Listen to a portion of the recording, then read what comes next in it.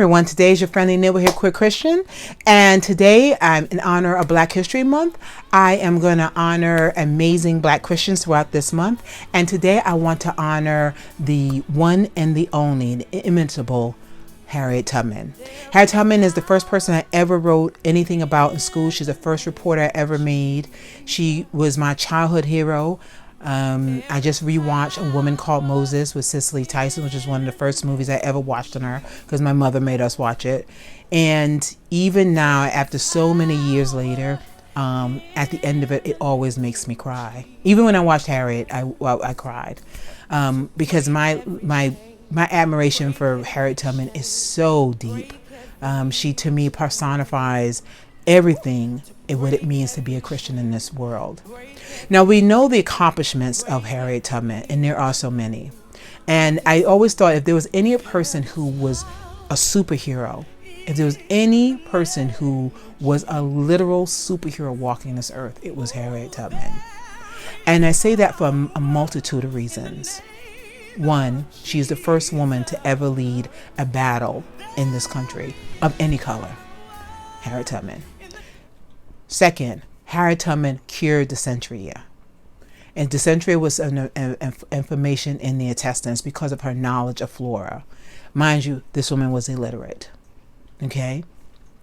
She led more than 2,000 slaves to freedom. Or people, I'm sorry, I should say enslaved people to freedom.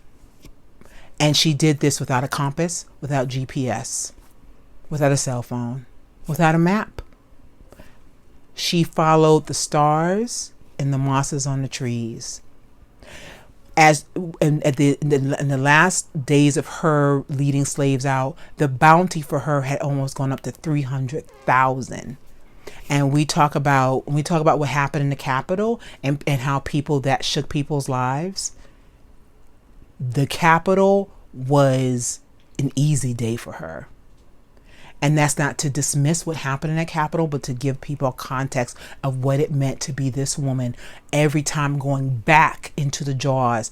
Every time there was a Fugitive Slave Act, she could have been caught at any time.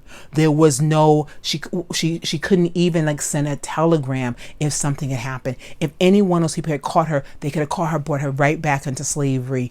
No questions answered. And no questions asked. To think of the amount of faith you need to have, it for me is mind-boggling. I have no concept. I literally have no concept of what that meant, what she had to walk into that. That, we in these days are worried about getting COVID, and she was worried if she would see another day and willingly walked into it to free other people. I cannot think of any other person who personifies more the teachings of the carpenter, of the greatest commandment, love others as you love yourself. She made sure that the benefits that what happened for her, and it could have just stayed with her, benefited hundreds of people, thousands of people. Her being on this earth changed the course of history. And so for me, I think of, as Christians, we talk about being the light of the world, right? That's biblical, right? We are the light of the world, and we should shine our light. And I can imagine a person who demonstrates that more than Harriet Tubman, of what it meant to that light. Because when they asked her, how did you do what you do? She said, I didn't do it. It was God. She said, I didn't know where to go. I didn't know what to do. But she was like, I knew God would lead me, and he always did. And it is in that hearing and that understanding, right? In Romans 10:17, it says to know faith, you have to hear the words of God. And in John 8, it talks about, though, if you are of God, those of God, hear the words of God, right? And so here's this woman who was born in chattel slavery, in the midst of one of the harshest, I was called genocides that have ever been inflicted on our people. And in that circumstance, rose to a prominence that few people have ever known. Right. One of my favorite quotes is from Frederick Douglass when he, and I'm butchering it, but he speaks about that, he says, I had the acclaim of many.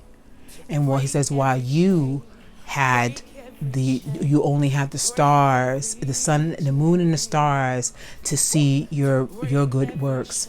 And while I got applause from a few humbled, enslaved people, you got a sincere God bless you.